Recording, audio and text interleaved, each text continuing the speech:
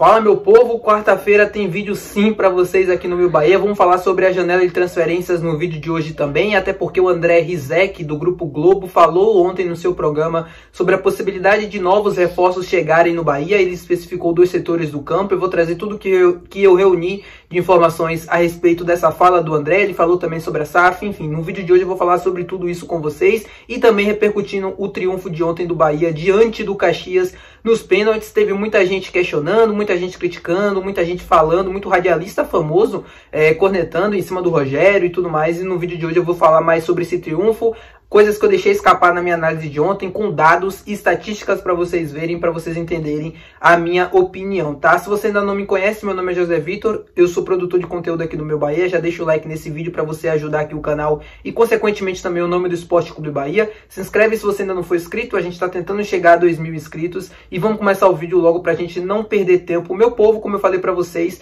vamos repercutir ainda esse triunfo do Bahia de ontem, né, diante do Caxias, rapidinho, antes da gente falar sobre a janela de transferências, porque eu vi muita gente exagerando, falando sobre a possibilidade até de uma possível demissão do Rogério Ceni. Eu li isso lá no Meu Bahia, eu fiquei também surpreso com essa reação, porque de verdade eu não esperava. Radialista falando que o torcedor precisa apertar mais o Rogério, que ele brinca em jogos sérios e tal, e coisa do tipo assim.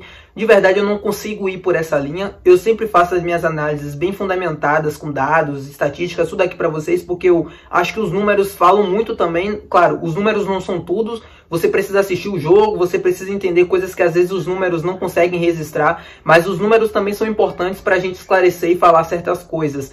O trabalho do Rogério até aqui, na minha visão, ele não é perfeito, mas está longe de ser ruim. Ele é muito bom. Até aqui são 15 jogos na temporada, são 12 triunfos, 2 derrotas e o empate de ontem diante do Caxias com sabor de triunfo, mas enfim, os 90 minutos terminaram empatados. Acho que o pior jogo até aqui da temporada, com toda a certeza do mundo, foi o Clássico Bavi, onde tudo deu errado e culminou na derrota do Bahia. O jogo contra o River, que foi a primeira derrota da temporada, foi um gramado atípico, o jogo não aconteceu, o Bahia teve bastante dificuldades e tal, e coisas do tipo assim. Mas depois disso o time começou, antes já vinha entregando resultado, mas depois disso começou a entregar resultados também em campos adversos. E acho muito importante a gente falar sobre esse início, né? Porque o Rogério, como eu falei, pode não estar fazendo um trabalho perfeito, mas ele é longe de ser ruim. Ele entrega aquilo que a gente mais precisa no momento, que é resultados. Se a gente olha para 2023, e é importante voltar para o passado, a gente vai ver com o Rogério, com o Renato Paiva, um início ruim. São em 15 jogos de Renato Paiva, apenas 9 triunfos nos 15 primeiros jogos. O Bahia só foi ganhar por mais de 2 gols de diferença dos seus adversários no 15º jogo diante da Jacuipense pela Copa do Brasil. Ou seja, coisa que o Rogério conseguiu fazer logo na sua estreia, né, diante do Jacobina, passando o carro, e conseguiu outros resultados elásticos também ao longo da temporada, e o Renato Paiva não conseguia fazer isso, né? O time até vencia, mas conseguia vencer com bastante dificuldades contra equipes que às vezes nem divisão tinha.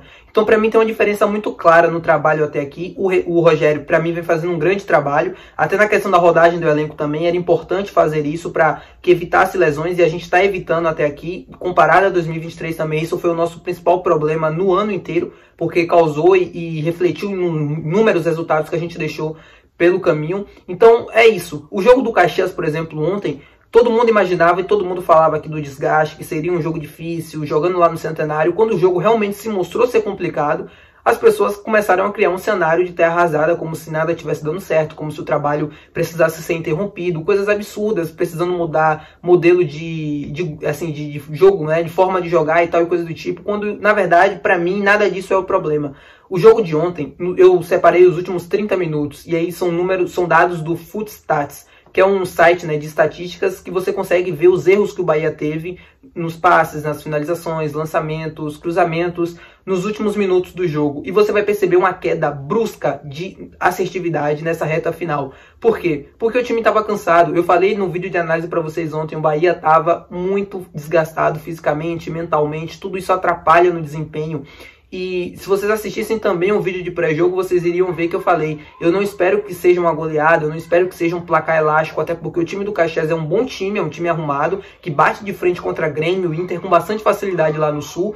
e iria dificultar o jogo para o Bahia. O Bahia controlou o jogo, na minha visão, muito bem durante boa parte do jogo, mas na reta final, obviamente, entrou um pouco mais em declínio por conta desse desgaste. Começa a errar mais, a perna vai batendo para o cansaço final mesmo do jogo, e tudo isso se reflete no desempenho. O gol do Caxias, para mim, não é um erro claro de posicionamento e tal. O jogador consegue o cruzamento e aí sim pode ser haver uma falha ali do Rezende em ter marcado melhor e tal, coisa do tipo, mas o mérito ainda assim é do atacante do Caxias, que consegue encontrar o cabeceio e cabecear muito bem a bola, né, para empatar o jogo. E o único erro do Ceni para mim, para finalizar esse assunto no jogo de ontem, só foi a questão das penalidades. Aí eu não entendo o Everton Ribeiro não ter batido antes. O Iago Felipe, que em tese roubou esse lugar do Everton Ribeiro, que foi à frente do Everton Ribeiro para bater, o Ceni obviamente escolheu, né, fez a lista, e o Iago perdeu. E não é nada contra o Iago, tá? E não é porque ele perdeu o pênalti, mas se o Everton Ribeiro, que é o nosso principal jogador na temporada, é o camisa 10, é o cara que vai ser o rosto do time nos triunfos, nas derrotas, ele tem que puxar a responsabilidade, ele tem que bater, os melhores tem que estar nas 5 primeiras cobranças para tentar resolver logo. E se o Everton tá ali e acaba finalizando, fazendo a cobrança, era só o Cauli, independente se o Marcos pegasse ou não o pênalti seguinte, era só o Cauli fazer.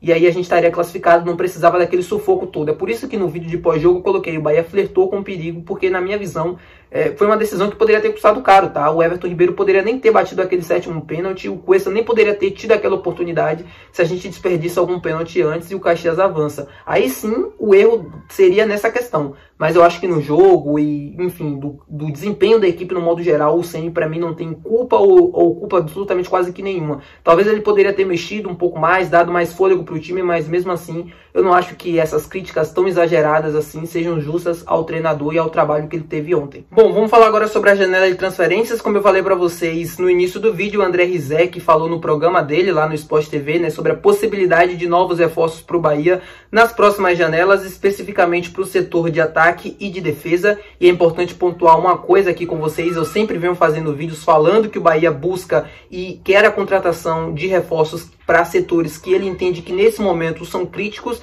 para o Campeonato Brasileiro começar, que é obviamente a chegada de mais um zagueiro canhoto e de mais um lateral esquerdo, até porque apto nesse momento no elenco a gente não tem ninguém, vocês estão cansados de saber, além claro de atacantes de beirada, né? O Bahia só tem hoje dentro do elenco o Ademir e o Biel, que são os principais jogadores. O Bahia não utiliza pontas no esquema atual, mas é importante ter jogadores de velocidade, até porque uma lesão, uma suspensão, você fica sem utilizar esses jogadores. O que é que eu consegui reunir de informações para vocês? Isso de fato se confirma, se o Bahia está atrás no mercado e só não trouxe jogadores antes porque, como eu também falei com vocês já aqui em vídeo, o mercado está bastante inflacionado, os jogadores estão valendo às vezes muito mais do que eles realmente valem, e o Bahia não vai sair gastando rios de dinheiro em jogadores que eles entendem que não valem tudo aquilo. É mais ou menos a mesma coisa do que foi na última temporada. E também existe um fator novo: a janela de transferências abre de novo em abril para jogadores que estão disputando o estadual. Aí sim eu acredito que se o Bahia fazer um movimento dentro do mercado brasileiro, deve ser nessa janela buscando o Campeonato Brasileiro. O Bahia tem a janela de abril, que deve ser 15 dias, algo próximo a isso, para contratar pelo menos um lateral esquerdo ou um zagueiro. Eu acredito que a chegada de um zagueiro seja até mais provável do que um lateral, tá? O Iago só chega no meio do ano, então só deve chegar durante o Campeonato Brasileiro. E até lá a gente não tem informação de chegada, de possível interesse do Bahia em algum lateral esquerdo. Teve no Marlon, mas vocês acompanharam e viram aqui no canal que era uma negociação extremamente complicada e difícil, e acabou basicamente não passando de um interesse, como eu já previ, como eu já imaginava também. Então essa questão da lateral me preocupa, é óbvio. Estou buscando ainda mais informações para saber se existem nomes, se existe a possibilidade da chegada de um lateral esquerdo nessa janela de abril, mas até agora eu não consegui nada. Eu acho que o mais provável seja a chegada de um zagueiro nessa janela de abril, ou de jogadores que estão livres no mercado, ou até na janela durante o Campeonato Brasileiro, tá? É isso sobre a SAF, né? Que a ideia é conseguir montar um time para a próxima temporada em 2025 para brigar por títulos e ter um elenco de ponta dentro da América do Sul, coisa que eu já venho falando com vocês aqui também há bastante tempo sobre isso. O elenco de 2024 está muito claro que é para conseguir voos mais altos do que foi na última temporada. É para conseguir sobreviver sem sustos e beliscar coisas grandes também dentro da temporada, até porque tem grandes jogadores para isso. O Bahia pode buscar uma vaga na Libertadores? Sim, para mim tem capacidade para isso, tem time para brigar pela primeira parte da tabela, se conseguir se equilibrar, se conseguir melhorar o seu sistema de jogo, evitar mais contra-ataques, ser um time mais controlador, que seja mais eficiente, pode sim, por que não? O próprio Bragantino, Fortaleza, em últimas temporadas conseguiram essas façanhas com elencos piores, entre aspas, ou elencos menos qualificados do que o Bahia tem hoje. Então é óbvio que uma Libertadores, algo do tipo, seja possível, mas não é o objetivo máximo do Bahia brigar na ponta da tabela do Brasileirão, o objetivo máximo ser campeão da Copa do Brasil e tal, aquela coisa do tipo. Um objetivo óbvio é ir para uma competição sul-americana e que seja, melhor ainda, seja para uma Libertadores. Eu acho que é por isso que o Bahia deve brigar durante todo o campeonato, mas lembrando, sem criar uma expectativa de super time, de vai abaçar e tal, aquela coisa do tipo, só porque tem dinheiro, porque a gente sabe e a gente está cansado de ver que no futebol as coisas não funcionam dessa maneira. E aí para 2025 sim, montar um time ou melhorar, qualificar ainda mais esse time de 2024 com peças para que a gente possa disputar títulos com Palmeiras, Flamengo e outros times aí. Eu não acho que o Bahia nesse momento tem time para brigar com Palmeiras e Flamengo, por exemplo, por Campeonato Brasileiro. Eu acho que não. Uma Copa do Brasil, um jogo eliminatório, você até pode conseguir a façanha de eliminar esses adversários, porque são jogos que às vezes em um dia você não está muito bem, e aí você consegue uma vantagem muito boa para o jogo da volta e consegue segurar o resultado e tal, coisa do tipo assim. Mas um campeonato de pontos corridos que às vezes a qualidade do adversário, assim, no a longo prazo faz bastante diferença, eu não acho que a gente está pronto, mas enfim, vamos ver o que é que vai dar. É isso, meu povo, espero que vocês tenham assistido o vídeo até o final, espero que vocês tenham gostado, deixa o like se você gostou, não se esqueça de se inscrever no canal também, porque amanhã deve ter mais vídeo para vocês, e é isso, até o próximo vídeo, valeu!